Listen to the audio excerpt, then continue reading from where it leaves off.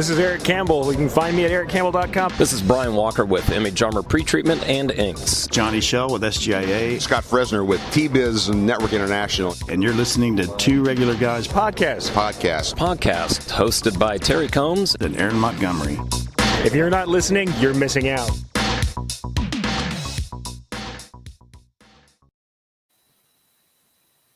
All right. Well, welcome into the show. It is Friday, April 30th, 2021. I'm Terry Combs, and you can find me at terrycombs.com. And I'm Aaron Montgomery, and you can find me over at oursuccessgroup.com. Terry, today we're going to be welcoming back to the show Vic Awtry, who's been with us before. Always Absolutely. Love talking to Vic. And today we're going to discuss B2B marketing strategies and kind of stay focused on the sales revenue from local businesses, schools, etc. And Vic is the founder of iPersonalyze. So looking forward to learning from Vic again here today. And like I said, we always have a blast talking to Vic too. So well, we should have been recording before we went on the air, Aaron, because we could have had a lot of wedding advice since Vic has five daughters.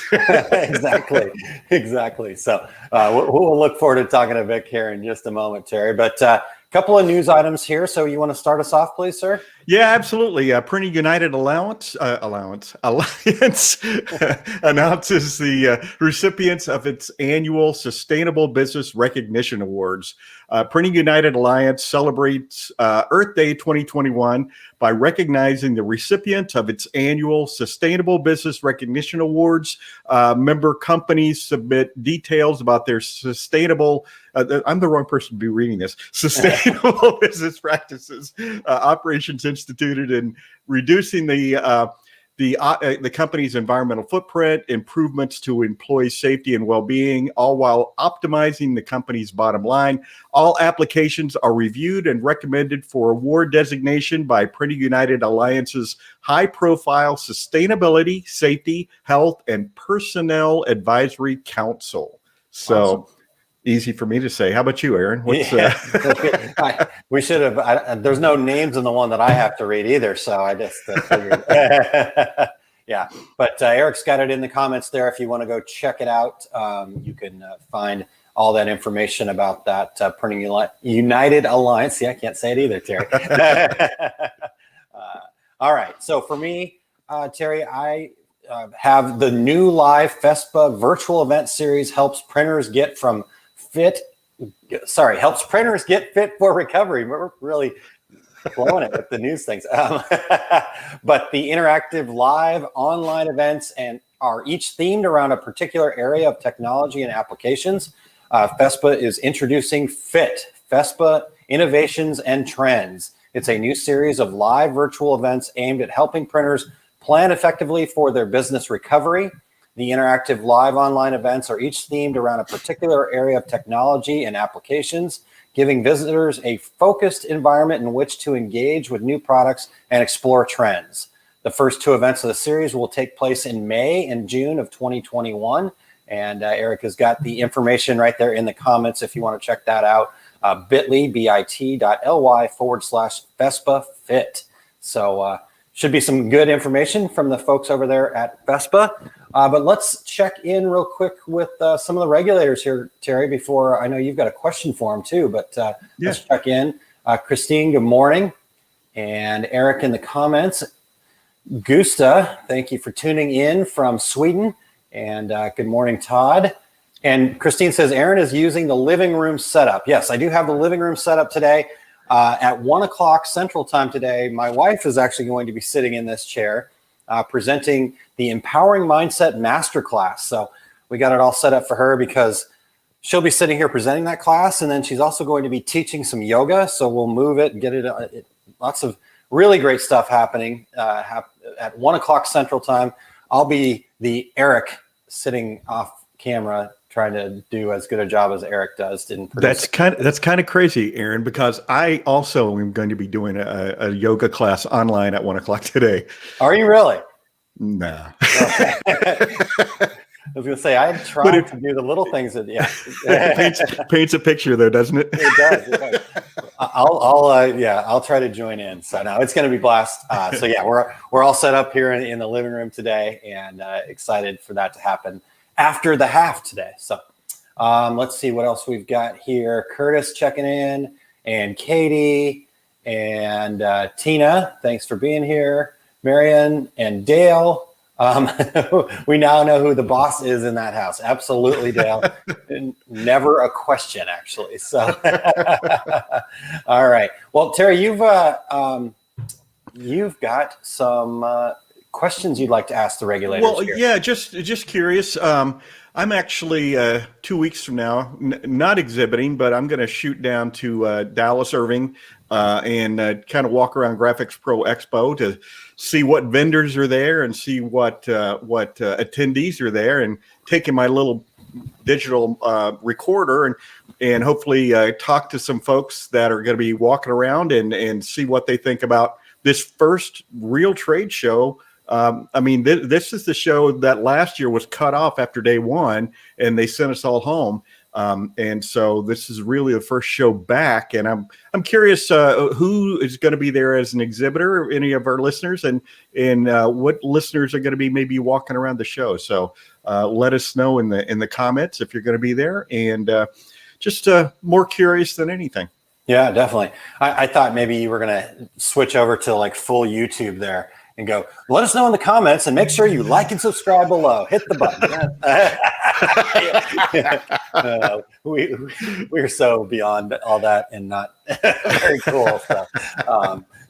Yeah, so definitely, I'm curious to know that as well. I will not be making it to Irving, unfortunately, but I am very much looking forward to live events coming back very soon. So I know for me, I'm already getting prepared for the DAX Kansas City event. So there we go.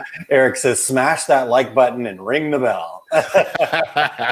All right. So regulators, who's going to be in Irving? Yes or no? Just yes or no. Let us know. And if you are going to be in Irving, let us know if you're there as an attendee or an exhibitor. So what's the dates? Do you remember the dates on that off the top? You said about 2 weeks. It's 14th and 15th, I think. Friday, I think it's a Friday, Saturday show. So that would be May 14th and 15th. So really, it's 2 weeks from today. Nice. Well, Kim Johnson says, I think I'm going. So that's good with the giggles. And then Christine says, I'll be in Irving in July, but for a different show. Subtle or not so subtle plug for the Applique Getaway. So yeah, July, the greatest name for an event of all time, yeah, Applique Getaway. I love that. It is fantastic. So that's I don't even do Applique and I want to go. I just want the badge. I just want the badge. There you go. So there we go. Eric's got GPX Irving Convention Center, May 13th through the 15th. There. Cool. All right, Terry. Well, we'll let the regulators get in there and let us know if they're going to be there in Irving or not. But while they're doing that, how about a dad joke? You got anything good lined up for us? I've got one, and be ready to groan just a little bit. Okay. This is all right. Here it goes. What does James Bond do before he goes to sleep? What does he do before he goes to sleep? He goes undercover. Oh man, we got to get that drum. Yeah, we definitely have to have the rim shot drum. Yeah, exactly. All right. So Marion says, I'm in the middle of downsize moving my business, so probably not going to make it to Irving, though we would love to go. So there we go.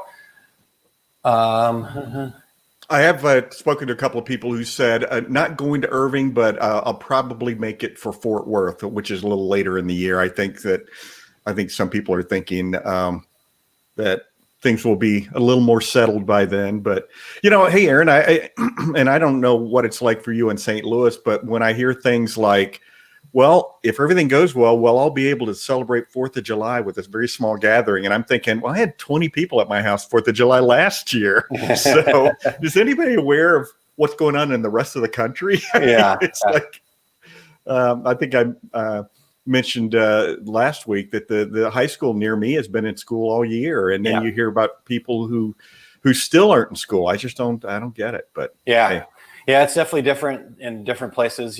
For here, us in the St. Louis area, out on the west part of St. Louis, here in St. Peters, our son has been going to school, live school all year long. They wear masks all day and do a really good job. And they have not had any major outbreaks there or anything like that. A couple people have gotten it, but nothing serious. So it's going to be different in different places. And, so I think now that, vaccines are really getting out there and covering more, I think it's going to be, hopefully, again, we talk about getting back to normal, but what is normal? So yeah, and we recently did talk also about what's gonna stay the same. I mean, what's going to that changed a year ago. What are we going to keep from it? And there's probably some good things business wise that came out of it. So yeah, exactly. All right, so Shandy said I have to fit in one day between soccer schedule. So there you go. And Todd says COVID listens to the restrictions we set. Laughing out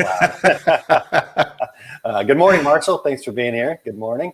And then Eric shared that New Mexico is finally opening up, I believe, in June. Very different story here. So Amy shared here in New Jersey, schools get closed every other day. So yeah, it's different in different places. So and Bill, very, very good point. In 9 years, I don't think we've ever done normal, but do you guys have a normal ? Well, first of all, we're garment decorators, so normal is probably a little bit different for us than a lot of people. Exactly. Normal has never been part of our vocabulary. So. All right. Well, we need to talk here today, Terry. So let's keep moving. All right, Aaron, before we go any further, we want to thank everybody for checking out the Two Regular Guys podcast. We are always looking for new guests. So if you or anyone would like to join us, go to calendly.com/2 regular guys with your show ideas. If you are listening to the podcast version of the show, we would appreciate you sharing the Two Regular Guys with your industry friends so they can become regulators too. We'd love for you to give us a review on Apple Podcasts, Spotify, iHeartRadio, Stitcher, Amazon Podcast, or wherever you do your podcast listening. And if you're watching us live right now, please join in with your comments and questions. Reach out to your industry friends so they can join us today too. Absolutely. We would love to have all of the regulators and soon-to-be regulators along with us, so make sure that they know. Let's hear a quick word from my company, Our Success Group, and then we'll get Vic in there. Are you struggling to get your arms around your overhead? Does pricing your products and knowing how much it costs to make something keep you up at night? Do you dread large orders because you have no workflow or process? Are customers a one-and-done drain on your growing business? Is getting new customers and dealing with marketing a challenge? Welcome to the OSG Squad. Become a member of Our Success Group and make the investment to build on a foundation that will lead you to success. We exist to support small businesses in the decorators community with foundational resources like calculating overhead, pricing for profit, business planning, and marketing basics. Plus, we add in the proper mindset so you can believe in yourself and charge what you're worth. We help with setting goals you will achieve and give you success principles to build upon. Our monthly or annual membership experience provides bi-weekly live training. You also get access to all past training videos we've done since our inception in January of 2020. Members also have a private Facebook group that we describe as a brainstorming group without all the Facebook drama. For more information and to get some free resources so you can see what OSG is all about, go to oursuccessgroup.com/empowered. Again, oursuccessgroup.com/empowered. We can't wait to be in the OSG community with you. All right. Well, thank you guys for checking that out. Again, if you have interest, head over to oursuccessgroup.com/empowered, and you get some free resources, and you also get on the mailing list for future information. And again, love to have you guys in the OSG community. But Terry, I actually changed the little slot there, marking it that commercial in our outline to OMG, but I guess Eric didn't think it was funny and changed it back. Close enough. OMG, OSG, all the same thing, right? All right. Well, let's do this, Terry. Let's welcome in Vic Awtry from iPersonalyze, and we can ask him all about who the heck he is if you have not caught him on the Two Regular Guys yet. So welcome in, Vic. Oh, Was that today we were doing this? Yeah. Luckily you had your camera on. Yeah, luckily. And I want to thank you, Terry, for not making fun of me for not having any sons and mentioning I had 5 daughters. But thank you for that. I've been accused of all kinds of problems, not having any boys, but I even changed wives. I still have it. What else can you do? Well, anyway, thank you for letting me be here. I'm Victor Awtry with iPersonalyze, and iPersonalyze is a company. We've been around about 8 years now. We do online product personalization for people that are in the digital production industries, sublimators, direct-to-garment, all kinds of digital processes that happen. We create the artwork and let it flow through and let people see it online dynamically, and that's what we do. Build Shopify stores and work with BigCommerce and WooCommerce. And that's my ad for today. That's it. So I'm done. Perfect. All right. Well, that was great having you, Vic. We'll talk. No. See you next time, huh? Yeah, exactly. Well, let's dive into what we wanted to talk about here today, selling B2B. So how does selling B2B differ from selling to B2C, typical end users? What's the difference? Well, it's a lot easier, I think, in general. It's hard to get going with it, but once you get it established, it's really a lot easier. It's when you get a B2B account, and it's typically a company that's going to want their logo on a product. They are doing that because obviously they're trying to get impressions. They want to have executive gifts. They're trying to make somebody happy. It's just it's usually a simpler graphic, number one. The difficulty is establishing that initial relationship with the company, and a lot of people are afraid to do that, or they don't think there's anybody around them that they can work with on that. And maybe it's not a company, maybe it's a school, maybe it's a nonprofit, and so forth.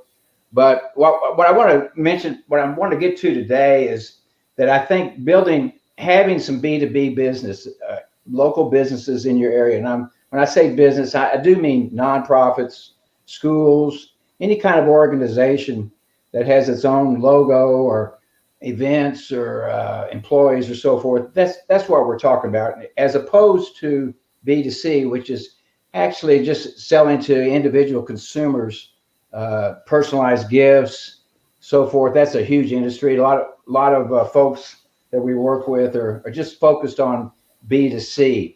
And I always tell them, you're missing out, because have you looked around your community to see what companies are around you? How about the schools? Are you a member of the booster club at a school?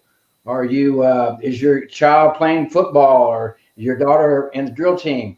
Or maybe that should be the other way around. I don't know nowadays. But either way, the point is there's plenty of organizations, schools, leagues, soccer leagues, and so forth. All of those groups can be considered B2B, and once you get that relationship established with them, those orders are recurring. They're a lot easier to get. Even if you can do a company store for a company, once you're there and you have their logo, they're going to tend to call you whenever they have a special event where they may need 500 shirts or something, or whatever. If you have that relationship with them, it just smooths the way with both the graphics and getting the order. And they usually will call you well in advance to make sure things are taken care of. So I think building your business, if you're into B2C, you're selling to consumers online or locally or what have you, great. But going after even realtors or insurance agents locally and having that foundation of recurring orders that are just the same order over and over again is a great foundation to build your business. The recurring orders, it's much easier that way. Once you have that logo on file, it's pretty easy to move on from there. Yeah, it's pretty easy. I get this question: what do you mean by B2B? And I know most of us know what that is, but again, it is selling directly to an organization, and B2C is to consumers.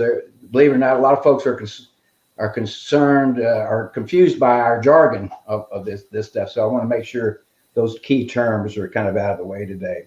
Yeah. But you can B2Cs. Typically, you're selling on Facebook or you're selling on Amazon or Etsy. Maybe you have a website that you're selling B2C. But B2Bs, a company store or nonprofits, schools, again, leagues with their logos.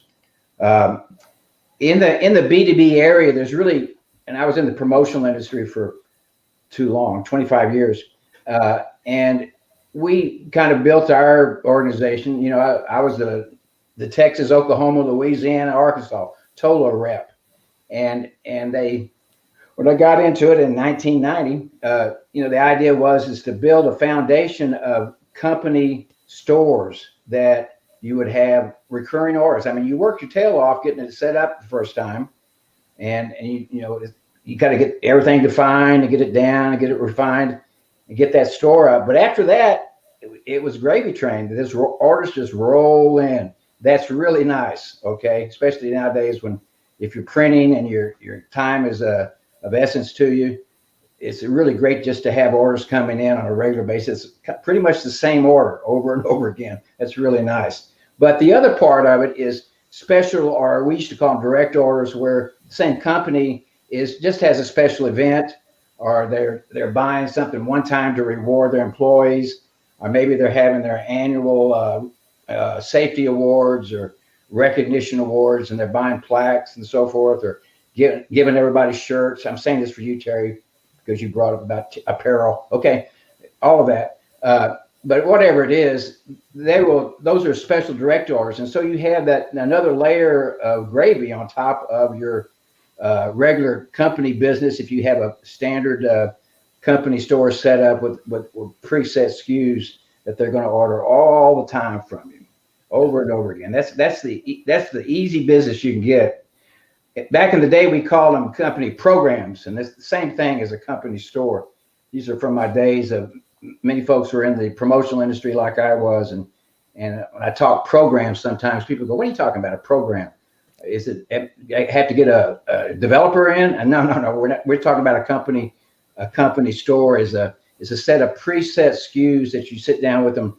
Used to be once a year and set these up, and these products were typically inventoried. They were produced and put on the shelf, and that was because back in the day the production was all done with analog long run screen printing and big runs of embroidery and so forth, big multi-head machines that they'd run 100 shirts and throw them on the shelf. Well, you can imagine nowadays people don't want to invest in inventory or take the chance to invest in inventory, so they tend to want to.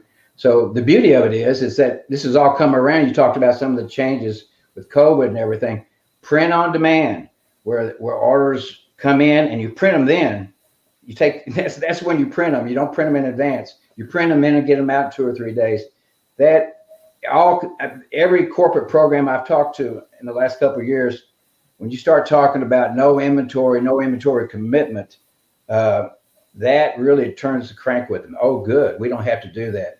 I like to tell the story at this point about when after 9/11, I went into American Airlines, and it was a $1 million program, and for marketing and their employees, all kinds of people ordered it. They had many programs, but this one, and we used to put $200,000 to $300,000 worth of inventory on the shelf for these folks, $200,000 to $300,000. And we walked in after 9/11. Their airplanes had blasted through the towers, and they were on their backs. And their financial, they said, we're not going to sign that inventory agreement anymore. We're just not going to do it. If you want our business, you need to take the risk. Oh, you mean I'm going to have inventory with your logo on it that you may not buy? Is that, it's kind of like, oh. So, we did I was with Staples Promotional at the time. And we did what most companies would do is they said, okay, well, instead of turning that inventory 4 or 5 times a year, we're going to turn it like 8 or 9, put smaller amounts in there because we don't want, and the service levels went down. And that's when the light bulb went off in my head. Print on demand, doing things on demand as they come in. Digital production is really the wave of the future. Of course, I was ahead of the game on that. But it is now finally the last several years, it's really struck home, but particularly now, Terry, with COVID, I think it's one of those changes that it's going to be it's going to be more or less permanent. So it's a big difference, and I like to call those types of stores digital company stores because you can produce if you know you're going to sell 500 of a T-shirt, all year long. You know you're going to sell those. Okay, well go ahead and screen print those and throw them on the shelf if you want to. It's certainly be a little bit cheaper to do that if you have the financial means to do that. But other than that, you can print them on demand. And it also enables you to change the product mix that's in that store or company program by seasonality. You couldn't really do that in the prior days because you had these agreements and you had inventory there, and it was just tough to make that happen, to make those changes. So you kind of ignored seasonality. But now you don't have to do that. Yeah. And there's a lot of different kinds of stores. It's just easier to build that relationship when you have that ongoing relationship with either it could be a human resources department, it could be the purchasing department, it could be the safety director, it could be, and I tell you, it's much overlooked, but one really good place to get B2B business is the executive secretary of one of the top executives that's handling their top salespeople or top dealers or distributors. There's a guy there. If there's a bigger company and they've got, again, groups like that, either distributors that bring all their business to them, or maybe it's a dealer network, like Skeeter Boats I used to handle. They had, Skeeter boat dealers all over the country. And they'd come in, and I'll tell you what, they were always humping to please those guys when they come in. They were sending them gifts all the time, and that's, they need that. And usually you think the executive guy or woman, let me be politically correct here, the executive is going to handle the placing that order. No, they have their assistant come in and they say, hey, find me this and get this for so-and-so. Don't spend over $200, or whatever. And that's good executive gift business. And it's really good stuff. And Vic, it doesn't have to be American Airlines. Our listeners right now, there are businesses in your community that maybe don't realize that they could have a company store for their employees or for their other divisions, things like that. So it's a real opportunity. Yeah, and I started with the bigger company because that's where I was. But the facts are that even if it's a big company like just a big trucking company or something like that, they have locations. And we used to have these corporate programs, and they were all supposed to buy from that corporate program. Well, guess what? They don't in the local areas. That local manager will buy. Used to call it leakage, or where are all these orders? We were supposed to do, all these orders. Well, they're going out to the local folks because that's where they're from, and they're supporting their local community. And so you can be in on that and pick up some of that local business. So no matter how big the company is, if they have a local division that maybe prints for them here or manufactures a certain product for them here or what have you, there's still somebody there that's buying these products. And it could be in a lot of different places. Now, I will say you're better off if you find somebody, if they have a marketing group versus somebody that has instead of the purchasing group, because the purchasing guys, all they look at is numbers, right? And they're looking at what, and so, but if you go with the marketing group, they're after more better things and new ideas. It's a little easier sell to work with the marketing group than the purchasing folks. But on the screen here, I have name badges. Gosh, so if you get a company that has people that are walking around wearing name badges, or maybe it's nurses. If you got a nursing organization or a hospital nearby you, go call them a hospital and find out what are they doing a certain uniform. You pretty easy to do scrubs and things too. Sure. And sometimes they're wearing badges on these scrubs because they've stopped printing on them because they go both ways for security reasons. They want everybody to have something on there that carefully identifies who they are. So name badges are great. There's a lot of different types of programs, either employee or dealer. You should call them dealer loader programs. I mentioned Skeeter Boats. They did about $800,000 a year with them. They only had 110 dealers around the country, but boy, were they rabid fans of that logo. You could put anything, any kind of Skeeter logo on any kind of product, and boy, they wanted it. But that's just examples from my past. Well, Vic, and let's talk about products a little bit.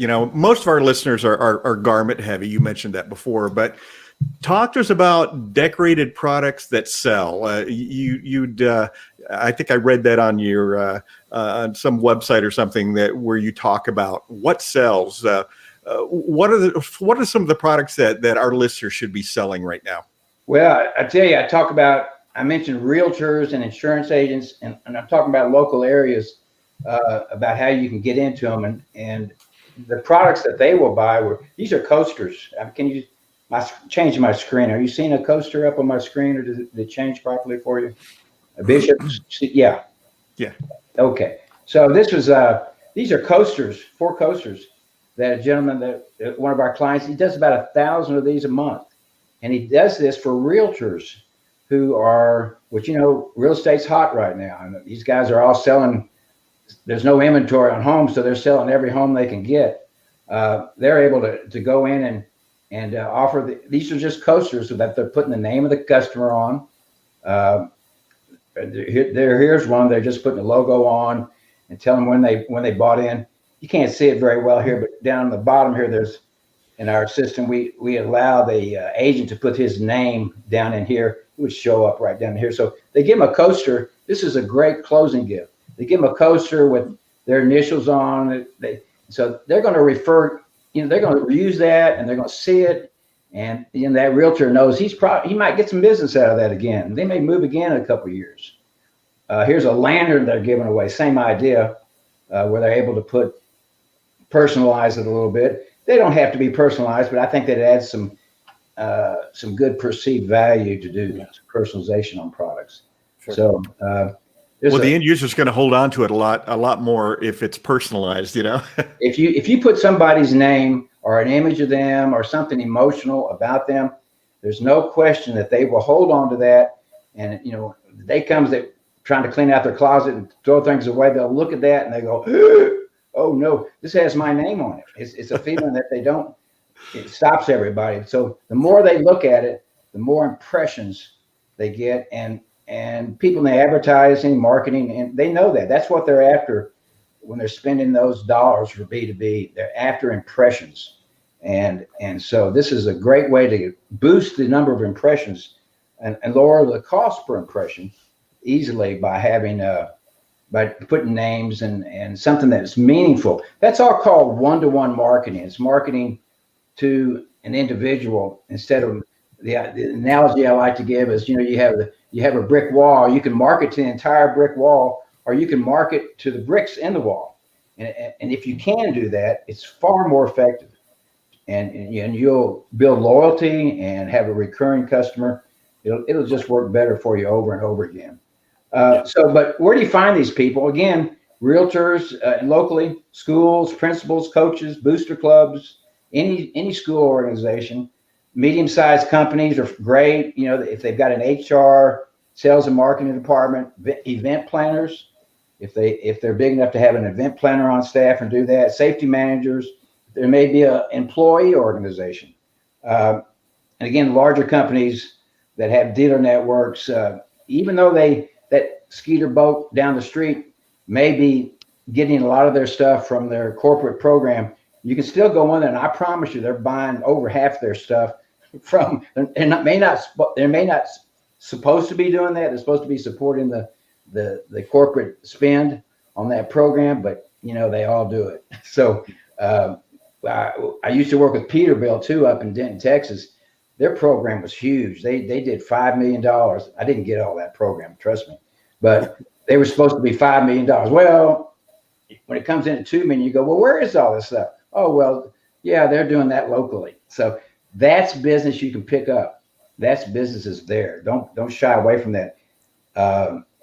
Nonprofits are great too, and of course, divisions of any company. So, but a thing you also need to do as a tactical matter is is to just go ahead and get yourself listed with Google My Business locally. If you blog and can get your product and information out on a blog, that's always a great thing to do. One strategy I used for a while was successful, was actually finding out where those realtors are, insurance agency. Most of them will get together, especially realtors. They'll get together every month. They have a meeting, breakfast meeting usually, on a Friday morning at the end of the month. And you go there and just go to a couple meetings and sit down there and talk to them, get to know them. And then as you get to know them, ask them if you can make a presentation, okay? And say, look, and find out who their big hitters are, and give that guy one of your a coaster or a cutting board or whatever you want to push for that kind of thing, or a shirt. I'm sorry, Terry. Nice shirt. Give them a whatever you want, but put their name on it, or just give them something nice. Put their logo on it. Boy, they will never forget you. Yeah. And so if you can pick up if they're selling homes, 2 or 3 homes a month, and you got a group of 20 realtors that are pumping that business to you, it's not bad. It's not bad at all. For sure. So free samples I always like. Yeah, definitely. In fact, Vic, Jim Kazika says those are some nice gifts after buying a home. Trinkets are nice. So yeah, they are. I almost feel like they ought to give you a whole bunch of stuff, shouldn't you? Yeah, exactly. All that commission. So, So Vic, I want to shift gears just a hair here. And you were talking about marketing and some great strategies to get in front of people. You and I have also had some private conversations as we talk. You mentioned influencers and whatnot. So after you said that, I've been trying to get the Kardashians to take my calls. And it just isn't working out. No, I'm just kidding. You need to probably work out a little bit more. Yeah, but I know influencers aren't the Kardashians, right? I mean, that's what we think of there first. But maybe could you just talk to us a little bit about that, what you and I've kind of talked about, and your thoughts on influencers? And I've used a gentleman, influencers, people online on Facebook. Technically you're an influencer. You guys are influencers, of course. But there's many others. You're not the only ones, unfortunately. I think you should be, but you're not. We appreciate that. Me too. Such personalities, you just can't come by that regularly. But there are lots of people that are influencers in their little groups. And I know you probably know some yourself, but you can contact those people and work with them. If they have a good social media site, Facebook page, Instagram page, Pinterest, where they're showing ideas and products and so forth, you can find those people. It's not necessarily local, but they'll have some influence there. And that's a good source of getting somebody to work with you and mention you. And it's good. They've already got people in their network who are interested in what they're talking about. And if there's the same thing you're interested in selling to, then it's a built-in, it's an easier sell than just a cold call. So it's a very warm sell. So that's I suggest you do that. I use a couple guys that do print on demand influencers on Facebook, and they've got 70, 80,000 followers, the people that they work with. And so, those are people that are interested in selling products that are print on demand, either drop shipping them or having a store that they produce them themselves or whatever. Yeah. I found that to be very good. Yeah. So Vic, what does it look like when you say working with an influencer? I mean, do they get a cut? How do you normally set something like that up? They're all different. in the apparel world, there's a gentleman called Michael Essex, Essek, I believe. He's a British, which eliminates him for some people, but he's a huge influencer, and on coming up with ideas for T-shirts, and he has got a huge following. For instance, he would not endorse a single product, but he might review you. He might review some of your products and talk about it one time. He won't endorse it because but some of them do endorse your product, and they'll tell you. They say, "Look, I work with this company, and I really think I've tried it." And it's typically if they do endorse you exclusively, they're going to want some money, either monthly or a percentage of sale or something like that. Or maybe you can set up, if you have a website, you can set up an affiliate link there where you can pay somebody an override 10, 15%, 20% if they send you some business your way. Sure. So it's kind of all over the board. Yeah, no, that's great advice. No hard and fast rule on it. Yeah. Unfortunately. Yeah. Well, so Vic, when you see competitors out there, what mistakes do people make when they're out trying to sell B2B? I'm sure you've come in behind and scooped up some business. What mistakes did the person ahead of you make in trying to reach that marketplace? I think most of that sale is based on person to person. It's true one-to-one marketing, and it's establishing a trusting relationship where they know they can count on you. Because the biggest mistake, the opportunity, I always thought when I heard that a competitor had a problem, it's usually because they didn't deliver their product. For instance, we were doing the Byron Nelson Classic Golf PGA tournament in Dallas and Irving, Texas, and we sent down 5,000 American Airlines baseball caps, or caps they were going to give away. They came down 2 days in advance, and they looked at them. They said, the red in our logo is wrong. That's done. Chuck those. Throw them. We produced another 5,000 and got them down there. The opening day, it was afternoon, but we still got them down there. And that was a misstep. Boy, they never let us forget it either. But for event planners and people like that are doing events and they have to have something there, that's one of the biggest missteps you'll find out, and it happens all the time. And because they've ordered too late, and they haven't gone to the customer, the business customer, and said, okay, now what do you got going this year? When are you going to need stuff? Okay, let me get ahead of the game here. And many distributors, people that are in that business, don't do that. They don't set up a marketing or a calendar like that. And if you do that and stay ahead of it, so you can eliminate problems, then but that's also an opportunity for everybody else, if they mess up. Yeah.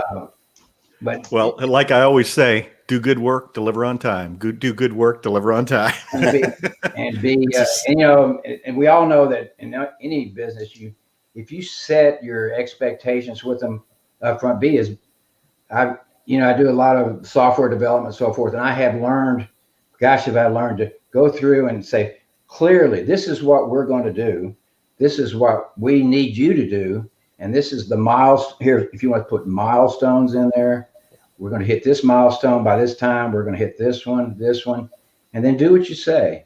And once you get that relationship established and they trust you, then, you're in for years. The great thing is, if you can get a good account like that, you may only need the one account. I don't recommend that. But when I was in the promo world, I had guys that some of my fellows that also did what I did, selling. They might have a $2 or $3 million account. That's all they had. That's all they worked on, one account. And it goes away, you're out of business almost. Right. We were all selling on commission, which is fine. But you get those relationships, and man, they get to where they rely on you over and over again, and you're in. Just don't blow it. For sure. Love it. And I love that the part that you said there, Vic. I think this is true of any business, no matter B2B, B2C, our industry, other industries. That whole idea of just do what you say, and I think many go out of your way to set those expectations, and before everybody goes. Really go out of your way to do that. I have learned not to assume that everybody knows what everybody's going to do. Yeah. I even, when we're doing software, I even say, I want one contact person. If I'm in a position to, I say, I've been dealing with the committee here, but who am I to deal with? Get one person that you can deal with, because when you're trying to make 2 or 3 people happy and they're on different pages, you'll never succeed. So. Yeah. All right, Vic. So let's just assume that we're talking to somebody right now that has been pretty much solely focused on the B2C, the end user customers. And they've listened to you here. They said, man, this Vic guy's really smart. I want to do this. I want to get into this B2B world. So what's the piece of advice that you would give them when it comes to getting started in B2B? Well, first thing I do is make sure they're listed locally, and so people can find them. But then just look around at the organizations that are around your schools. That's an obvious one. The clubs that are there in the schools, those are pretty easy for people to find. The only negative about schools is that, I've talked about having that relationship that goes in year after year. Well, it doesn't happen with schools that way because the buyers usually change. The booster club president changes every other year. That's the only negative about it. But if you get in with the administration and principals or assistant principals who run things, that's great. But look around. I mean, even if it's a division of a bigger company, a dealership of any kind, there's and even as bigger company, you think, oh well, they're part of that. I couldn't possibly work with that company. No, they do. There's a real push to go after to support local business, local small business, and so go after. Just look around you and see who's there. Universities, Google who's the largest employer in my area. Yeah, look that up. I would look at real estate agents in my area. I mean, you'll probably get a big list of them. Sure. And then then call. You got to do a little investigative work. But that's what sales is all about, and that's really what we're coming down to is how do you get in front of the right people that can buy?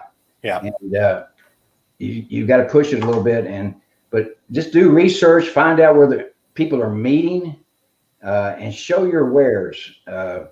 I don't think going into these meetings or going into things and showing pictures, show them something. Because if you have a nice quality product and you show it to them, they go, oh, this is nice. Next time we need something, I'll call you. Okay, great. Here's my card.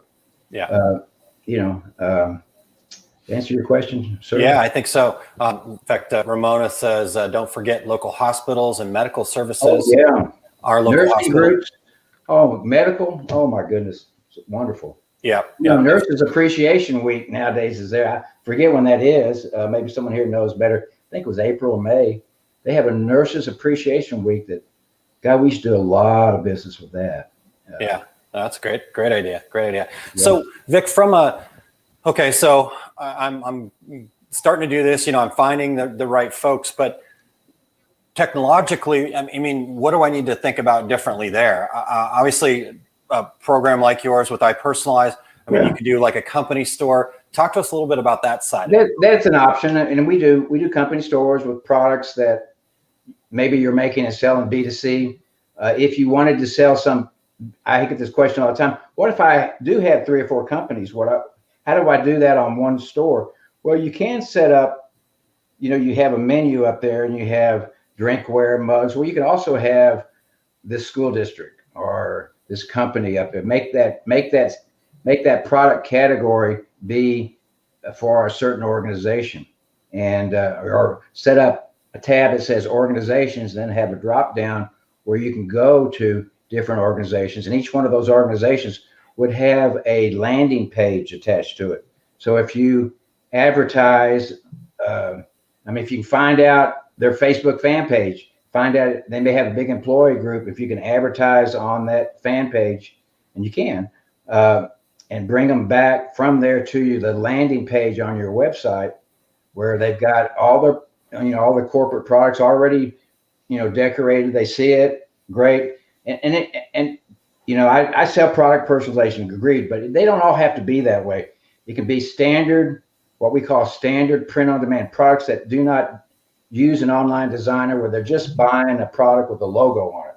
Sure. It's simpler. And you can do that through a wide variety of platforms, GoDaddy or Wix or Square. All of them have platforms that you can sell those basic run-of-the-mill day-to-day stuff that aren't as cool as my personalized product. I'm just messing with you. That's fine. No, it's good. I love it. You were showing us right there on the video. In fact, Jerry Dahlheimer has a question for you here, Vic. He says, Does Vic offer any startup packages to get started? Well, yes, we do. Matter of fact. Okay. So there you go. That was an easy answer. Yes. And our intrepid producer is on top of Nurses Week here. Nurses Week 2021 will take place between Thursday, May 6th and Wednesday, May 12th. So get that stuff out there quick. Start calling Next them week? right now. Yeah. I think medical is a great opportunity, and I should have probably led with medical and realtors and so forth, because the nursing groups, the home health care groups, they're all buying stuff. I'm telling you, and they got money. Well, like people with money. yeah. Well, Vic, speaking of Jerry's question, do you do the startup package? Where can our listeners find you? How can they reach out to you? If they want to go to iPersonalyze.com, is a good way to find me. iPersonalyze.com. There's a schedule a demo button there, or I can put up my others. I guess they can't. Are you still seeing my screen there, guys? I'm available at 888-678-638-6344, or email me at victor@iPersonalyze. Many ways to contact me. I'd like to talk about, we do have a startup package. It's where you can basically build your own Shopify store. And then if you want to, and we're not building the store, we're giving you a development store that you build. Many people can do that, and it's fairly straightforward. So there's not a big setup fee. We can build the whole store, but we build it with you, because it's the way it has to be if it's going to work. Sure. But we have a startup store, and then we can even put in there, in the startup store, we can even put products that are all drop shipped.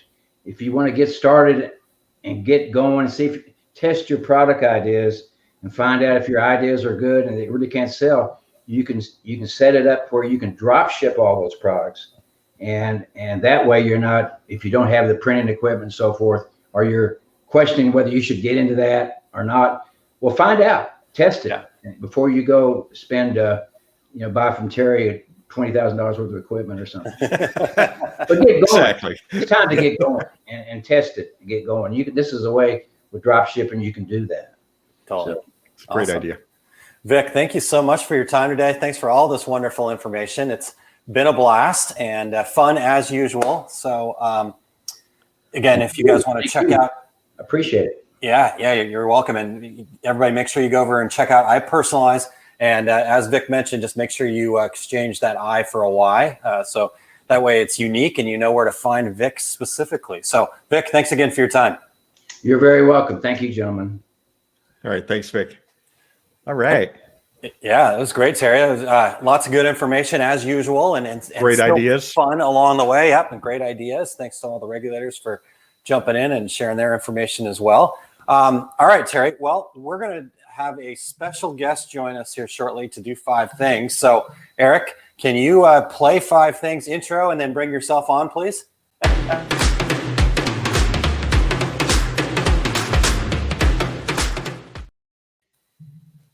Hey, everybody. Welcome, Eric. So special guest, Eric Campbell, producer extraordinaire, Batman, all sorts of fun titles. What are you going to share with us today for 5 things, Eric? Well, if we were going to talk e-commerce at all, that I couldn't shut up. So I was going to have to jump in and do my 5 things. The thing is, Vic and I are in such a close kind of boundary for what we talk about that I think he preempted everything. I'm just going to be recapping Vic's 5 things. So we'll just go with it and see how it goes, folks.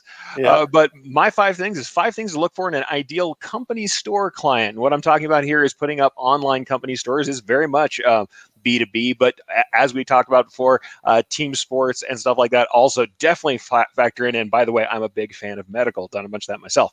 But the first thing I like to look for is someone who is either multi-location or expanding. People who have a kind of franchise mentality, but it's small, especially local franchises, hospital groups, things like that. Being able to provide uniforming, apparel, and any sort of gear or accessories from a single source really reduces overhead for them in kind of making sure that their company and their employees and potentially customers have access to everything that they provide. So multi-location people or people who are expanding to multiple locations, becoming a source to handle their needs for uniforming or for any other accessories can be very helpful to them solve their problems. Second thing, medium-sized. Vic's totally right. You can get into branches of larger companies, but I really love a medium-sized company who's not big enough to have internal commissary or internal production. Sometimes you'll get in with larger companies and find out they do really have the lockdown on a lot of their product. Now, very frequently there are subgroups in these companies that are allowed to purchase, or whether they're allowed to or not, purchase with local companies. However, the ideal client is one where you're really going to be that single source for all of their gear. Third one is higher turnover. Now, this can be taken in a couple different ways. I like turnover in two ways. One, turnover of employees, especially if we're talking uniforming. When you have things like restaurants, those tend to have a higher turnover, but they have a uniforming package. It just means more uniforms coming from you as a decorated apparel person. Or if they have turnover in the uniforms themselves. I know one of our great sellers was doing a company store for a pizza chain, and because pizza chains ruin garments constantly, well, believe me, you're making a whole lot of aprons. Fourth one is secondary retail stock. If you find somebody who has not only one of these distributed kind of franchises, but has a lot of popularity in their local area, if they are an institution, they may also have a chance to do retail style stock, not only for the employees, but for the people who are buying from them. So you might have their customers coming to you and you could provide a secondary company store experience for them that is more B2C. And fifth thing is multi-channel opportunities. Look for people who are dipping their toes into multiple channels, because you never know when doing the company store for one segment might bleed over into another segment when you're talking to purchasers. So look for that. And the other kind of multi-channel opportunity is to market to other people in the channel from a company store you're already dealing with. When people see proven results in their segment, they're more likely to go with you. Awesome. Eric, thank you so much for being here with 5 things. Christine says, I feel a bit sad now when you guys read the 5 things list that I did. There was never an intro like that.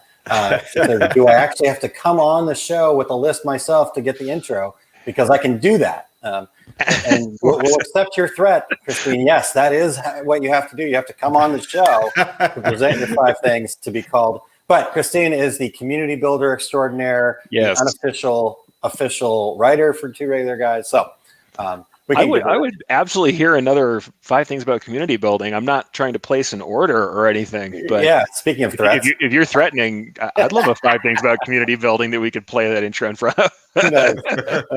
Awesome. Well, Eric, great information. Thank you so much, sir, and I appreciate everything that you're doing.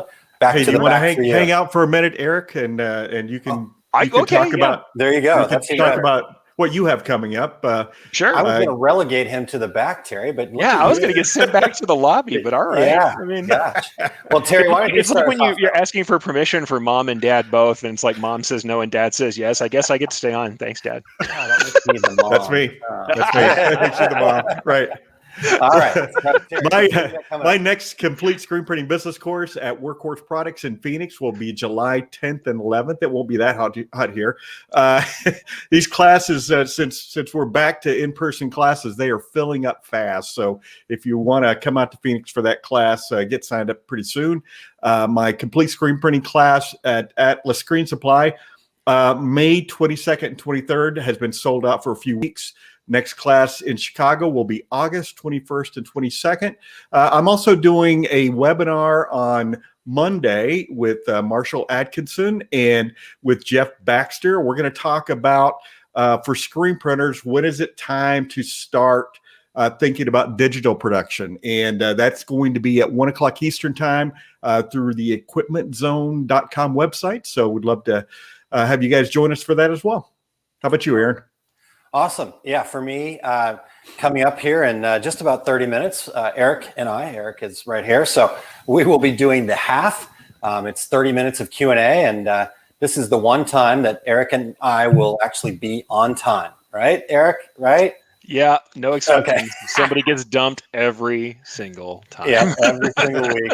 Sometimes it's planned. Sometimes it's just in good, clean fun. But so 30 minutes tops. So at noon Central Time, we are out the door. And if you want to tune in and check that out live here in just a little bit, it's at liveosg.com is where you can find our Success Group's YouTube page, or while you're over there at YouTube, you can also search Eric Campbell and find Eric's YouTube page. It'll be live there as well. Or if you're a Facebook watcher instead, you can find it over at facebook.com/Our Success Group Pro is where you'll find our Facebook page. It'll be there, as well as searching Eric Campbell there on Facebook as well. And you can find it at any of those 4 places. And coming very soon, we will have a website for the show. It's kind of there. So if you wanted to go check it out, it's thehalf.club, but it's just real basic so far. But at some point, there'll actually be something worth going to over there. So go and check that out. Just bookmark it now. Check it out right now, thehalf.club. So, hey, if you're on that website for 30 minutes, does it just shut off? I mean, yeah. So no, yeah, the tip jar is always open. We just can't talk anymore.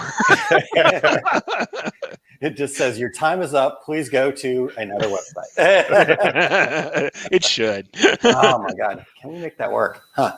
Now you got the wheel spinning, Terry. All right. The other thing I wanted to share with folks, and I've shared this before, but definitely go and check out Our Success Group Business Basics group.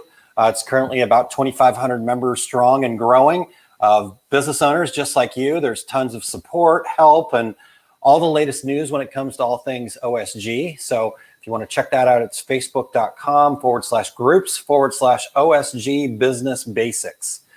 So I'd love to have you. Free group to join over there. Just get in there, answer a couple quick questions, and you're in the group. And like I said, I think it's probably well above 2,500 now. It was 2,500 when I first started talking about that a couple weeks ago, and Todd's been doing a great job building that out. So one quick thing before we get to Eric, though, Christine did mention 5 things about community building. I can do that. Eric's request is my command. So thank you very much. So you have that in your pocket there. Christine's content is always awesome, and getting to listen to her about that on her own show was really cool. So yeah, I'm very much looking forward to that. Nice. Excellent. And then Christine says, Terry's so funny about the website, and smart too. That's a great idea. Just got to figure out how to make that work. Yeah, right. If they browse for too long, it just cuts them off. Come on. Yeah, exactly. I think the internet's out. It just turned off. Nope, we're gonna play the jingle and walk you off. That's the way we have to do it. Exactly. All right, Eric, what do you got coming up here, sir? All right. It is weird when in the outline everything's written in the third person. I'm like, join Eric today. Wait, all right.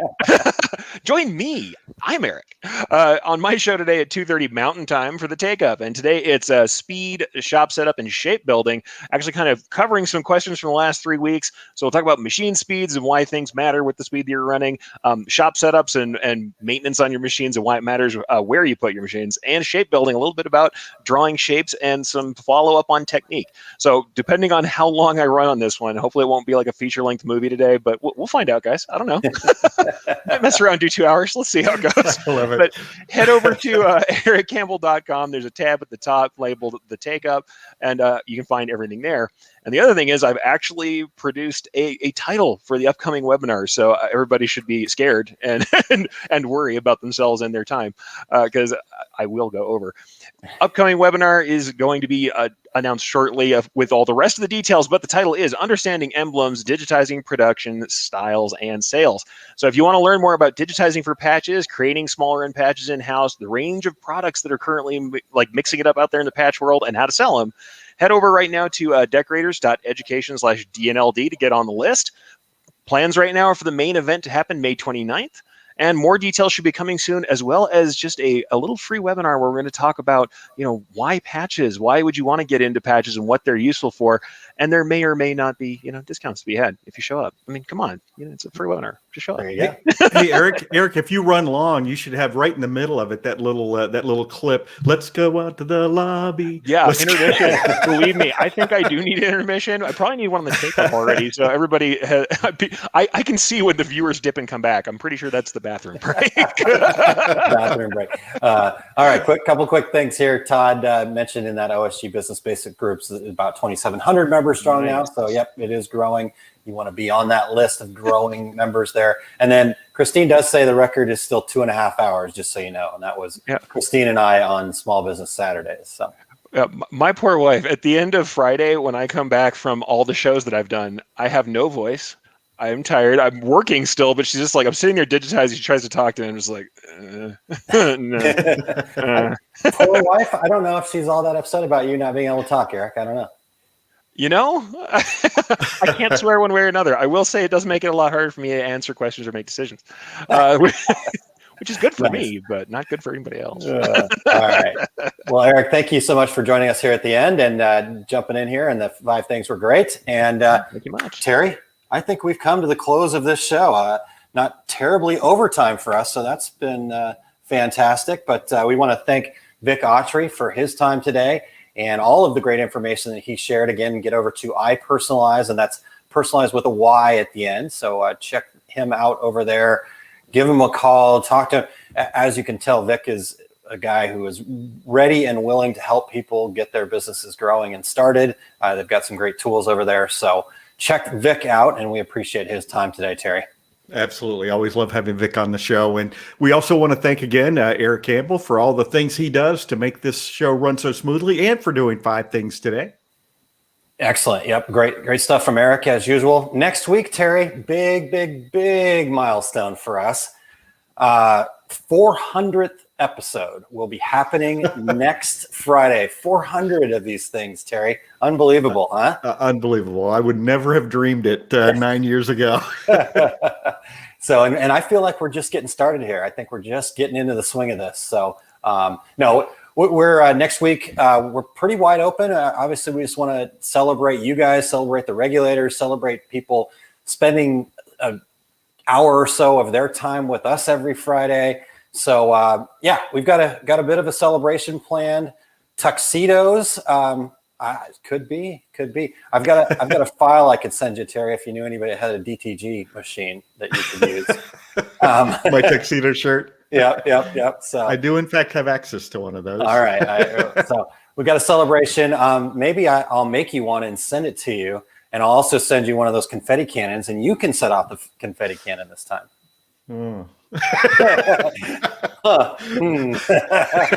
It seems like such a good idea when you do it. Yeah, I know. Exactly. That's why I was going to send one to you to see how much more excitement came from it. So anyhow, if you guys have suggestions, though, please let us know what you want to talk about. We'll probably talk about past shows and kind of a retrospective, some of our favorite moments, things like that. But again, this is all about you guys, the regulators, the listeners. So anything you want to hear about, anything you want to learn about, anything you want to do to celebrate the 400th episode, please let us know. You can find us at info@tworegularguys.com or right here on our Facebook page, comments, whatever. I love Dale's idea here. I just saw that.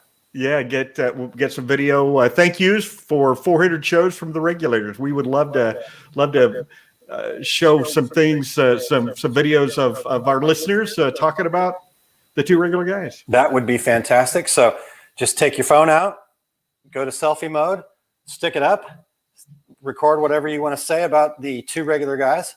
Hopefully it's good, but whatever you'd like to say, and then just email it over to us at info@tworegularguys.com. That is a fantastic idea, Dale. Let's high five for that one.